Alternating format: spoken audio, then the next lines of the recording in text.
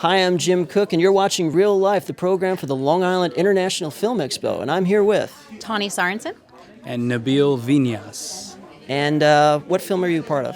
The Cat's Cradle. What were your roles? I wrote it and produced it and starred in it. And I acted in it.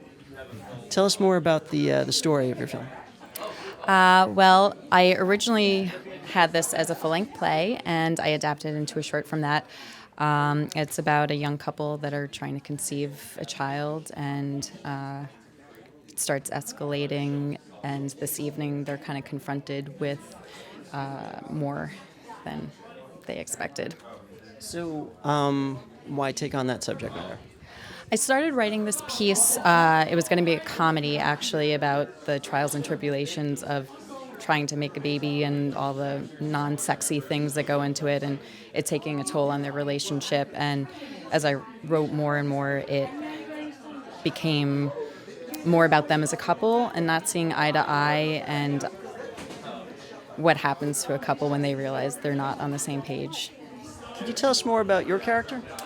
Yeah, so I played Jim, the husband, which was really interesting because the dynamic between husband and wife, you're used to seeing the woman wanting to get pregnant and the man kind of being on the other side of it. And this was a total reversal of that stereotype. And I got to play a husband that really wanted to get pregnant in a non-cool way. Like he's just desperately trying to get knocked up in stupid ways. But then there was so much depth. That's how the film starts, and then it kind of unravels. It was really fun to do. Actually, I wanted to know more about the tone because it was kind of comical in the beginning, and it definitely does take some sharp turns.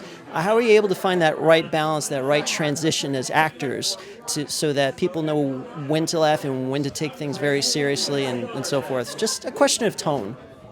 I think for me, it was basically never forgetting from beginning to end to play the love of it, because the seriousness and the poor actions and decisions she makes are out of love, and the basis of the relationship and the fun and the laughter at the beginning is also out of the love. So as long as we kept that throughout the story, I think it proved to be real.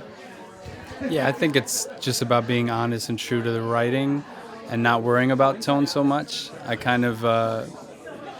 just tried to be truthful, and I kind of trusted the script, and I trusted the director, David Spaltro, to take it into the edit and do what he needed to do. I feel like my job is to make sure you believe me, and the director will decide what tone he wants to kind of set. So the director, unfortunately, is not here right now. Can you tell us more about the director and what's like collaborating with him?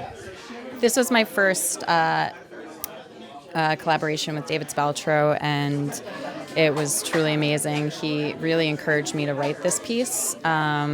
He had read my play and really wanted to see it in a short form, so we collaborated from there. And I had seen Nabil in his previous feature, our director, so they had worked together before, and I knew they had a good relationship and chemistry together, and I was happy to bring him on board, and it worked out really well.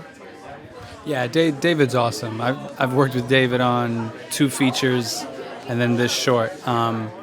He knows how to treat his crew, and he knows how to treat his actors, so he kind of sets a really great tone, and we had a lot of fun on set. It was just a good time. I mean, it's hard work making a movie, so when you get to have a good time, it's kind of like awesome. So I mean, and I like his work. I mean, he's talented as well, so I can't say enough about David. Hey, David. So, your film is a dramatic roller coaster, actually. I was just 1 minute I'm laughing, the next minute it gets pretty serious, and then we get more insights into your character and then your reactions to it. And, well, what have audiences' reactions been to your film so far?